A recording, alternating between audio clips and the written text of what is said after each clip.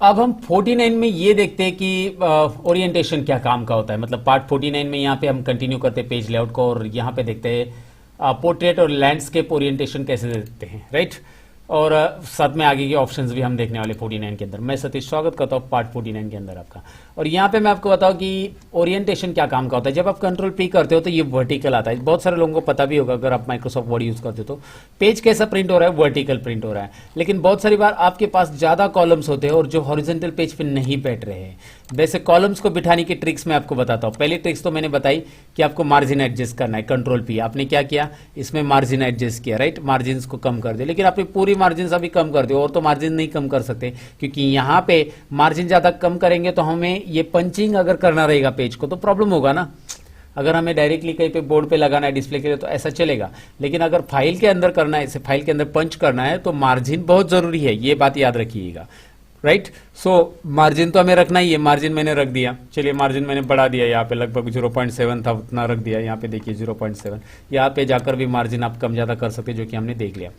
Margin बढ़ा दिया, ठीक है, लेकिन यहाँ पे कॉलम नहीं आ रहा है, तो उसके लिए एडजस्टमेंट के लिए मैं क्या करता हूँ, मैं आपको बताता हूँ। सबसे पहले तो मैं इन कॉलम्स को सिलेक्ट कर लेता हूँ, और मैं क्या करता हूँ, Alt+H+OI यानी कि होम टैब में फॉर्मेट में ऑटो फिट कॉलम विड्थ करता हूँ। सभी कॉलम्स की विड्थ ऑटो फिट कर देता हूँ, जितनी रिक्वायर्ड है उतनी आ जाएगी।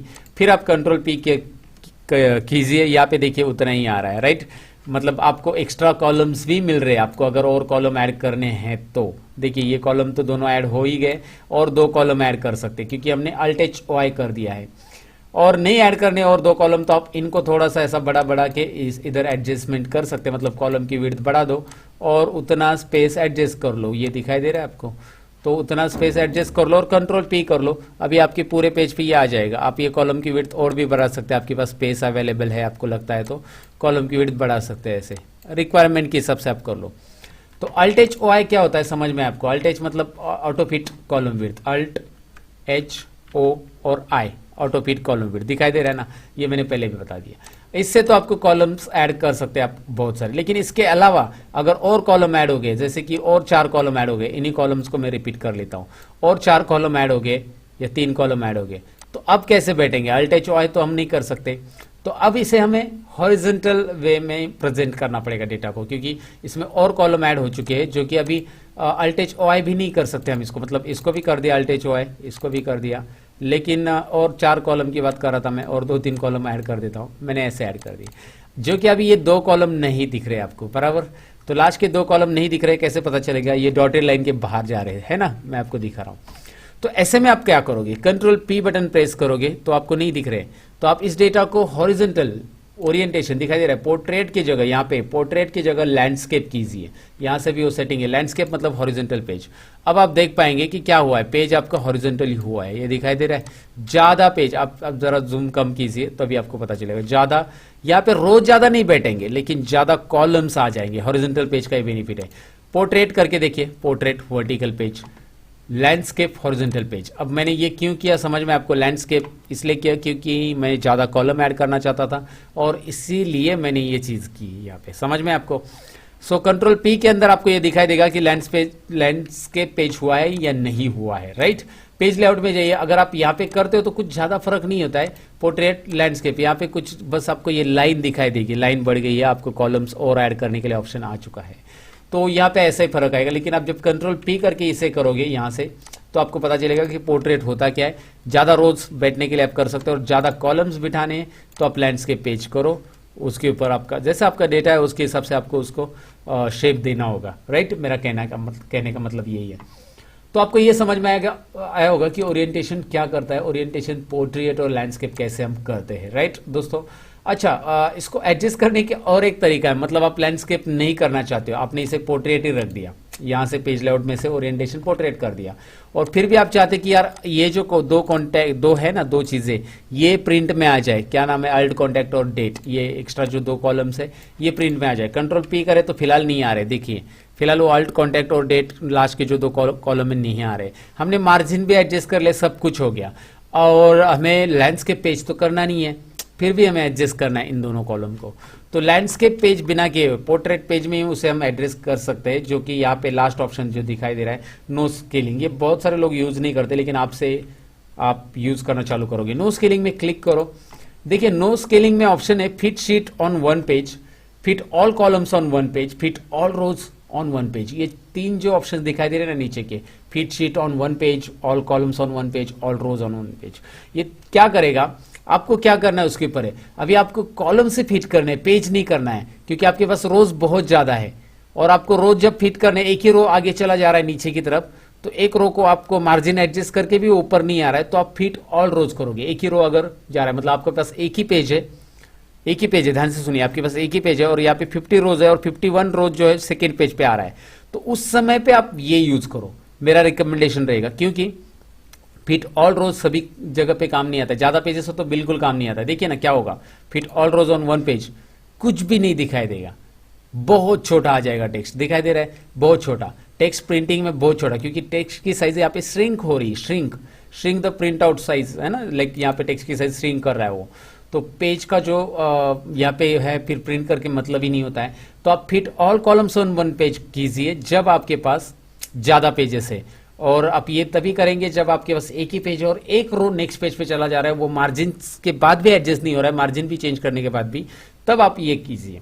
Fit all columns on one page आप कर सकते हैं, ये भी करने की जरूरत नहीं पड़ेगी आपको। Fit sheet on one page और ऑल रोज ये लगभग सेम ही होता है मेरे हिसाब से, ये देखिए वही काम हो रहा है, राइट। सभी पूरी की पूरी शीट में जितना भी डेटा है वन पेज पे फिट होगा, नहीं करना है, फिट ऑल कॉलम्स कीजिए। इससे क्या होगा, देखिए जूम करता हूं मैं यहाँ पे, देखिए अल्ट कॉन्टैक्ट और डेट जो लास्ट दो कॉलम थे वो भी एडजस्ट हो गए।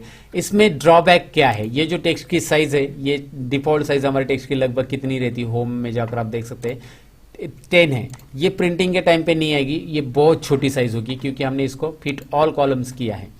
सो इसे नो स्केलिंग रख देते हैं, अगर आपको ऐसे जरूरी नहीं, टेक्स्ट की साइज कम आएगी तो भी आपको कुछ फर्क नहीं पड़ने वाला, पूरे कॉलम्स दिखने चाहिए और वो वर्टिकल मोड में चाहिए, पोर्ट्रेट मतलब वर्टिकल मोड, तो आप ये नो स्केलिंग, ये स्केलिंग में fit all columns on one page ये कीजिए। चलिए नई बात तो आपको यहाँ पे समझ में आई होगी, राइट। सो कंट्रोल पी में हमने ये देखा कि यहाँ पे पेज लेआउट में हम ओरिएंटेशन कैसे कर सकते हैं, ओरिएंटेशन का क्या यूज होता है, और ओरिएंटेशन के लिए मतलब ओरिएंटेशन नहीं चला तो उसके लिए कौन सा ऑप्शन करना है आपको, स्केलिंग ऑप्शन क्यों करना है, कैसे करना है। पेज की साइज क्या होनी चाहिए, साइज आपकी जैसे आप डॉक्यूमेंट प्रिंट कर रहे हो, ज्यादातर ऑफिशियल साइज में तो A4 साइज में डॉक्यूमेंट प्रिंट होते हैं, तो आप A4 साइज यहाँ पे रखिएगा। A4 साइज होती क्या है, कितनी होती है, अगर आप देखना चाहते हो तो यहाँ पे लिख के आता है 8.27 इंच, वो इंच का साइन है, क्रॉस 11.69 इंच, ये हाइट में रहेगा 11.69 अगर आपका वर्टिकल पेज है तो, पोर्ट्रेट मोड पे है तो, और ओरिएंटेशन लैंडस्केप मोड पे तो ये विड्थ में चला जाएगा, ये हाइट में चला जाएगा, ऐसा होगा, उल्टा होगा, राइट।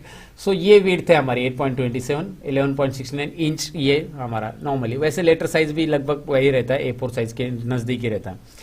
A4 साइज आप यहाँ पे रख सकते हैं, अलग कोई साइज यूज हो रही तो यहाँ पे A3 साइज भी, अलग अलग एग्रीमेंट वगैरह की साइज जो रहती है अलग अलग साइज में, लेकिन A4 साइज आप यहाँ पे सिलेक्ट कीजिए, कंट्रोल P कीजिए, यहाँ पे भी आपको A4 साइज दिखाई देगी, नीचे देखिए, तो यहाँ पे नीचे के चारों ऑप्शन हमने कवर किए। ये है पोर्ट्रेट ओरिएंटेशन, A4 साइज क्या करना है, last margin, last custom margin क्या होता है, नो स्केलिंग क्या होता है, ये ऑप्शन आपको यहाँ पे समझ में आया होगा।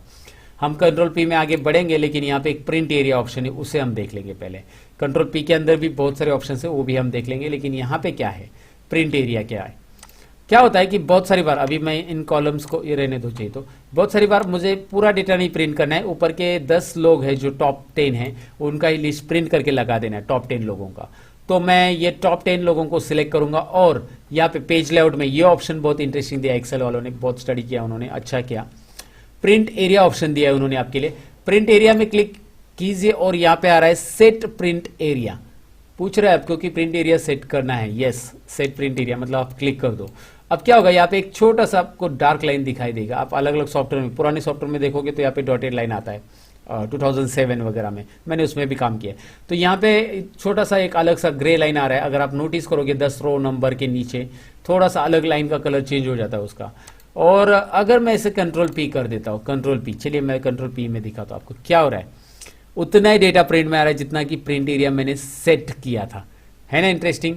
अगर आपने 2 अलग अलग रीजन में प्रिंट एरिया सेट किया, यहाँ पे क्लिक किया और 18 to 23 को भी प्रिंट एरिया सेट किया, सेट प्रिंट एरिया, अभी देखिए यहाँ पे एक सेट प्रिंट एरिया ऑप्शन आ रहा है, ऐड प्रिंट एरिया भी ऑप्शन आ रहा है। सेट प्रिंट एरिया में करता हूँ, कंट्रोल P करता हूँ, तो ये अलग पेज पे आ रहा है, और यहाँ पे जो है 18, अच्छा सॉरी, सेट प्रिंट एरिया से क्या हो रहा है कि ये पहला वाला प्रिंट एरिया निकल जा रहा है और दूसरा प्रिंट एरिया सेट हो गया 18 से लेकर, पहला वाला गायब, कहाँ है 1 to 10 नहीं है, तो 1 to 10 भी चाहिए, तो अभी 1 to 10 को सिलेक्ट करो। अगर आप सेट प्रिंट एरिया करोगे तो पहला वाला निकल जाता है, राइट, पहला वाला निकल जाएगा और ये नया वाला सेट होगा। लेकिन मैं ऐड टू प्रिंट एरिया करता हूं, ऐड टू प्रिंट एरिया, अब क्या होगा, कंट्रोल पी। अब देखिए यहाँ पे पहला पेज और ये है 18:2 और दूसरे पेज पे ये आया क्योंकि मैंने ये सब बाद में ऐड किया। देखिए पहले पेज पे 18:23 आ गया, लेकिन जिसमें को मैंने बाद में ऐड किया तो वो 1 to 10 वो दूसरे पेज पे आया। ये बात याद रखिए, प्रिंट एरिया आपने कैसे सेट किया है, वो ऑर्डर वाइज जाएगा। जैसे आपने जो पहला सेट किया वो पहले पेज पे आएगा, दूसरा सेट किया दूसरे पेज पे आएगा। और ये प्रिंट एरिया नहीं चाहिए तो क्लियर प्रिंट एरिया है ना दोस्तों, क्लियर कीजिए प्रिंट एरिया। अब देखिए कंट्रोल पी करके सबका सब डेटा यहाँ पे प्रिंट आ जाएगा, क्लियर है।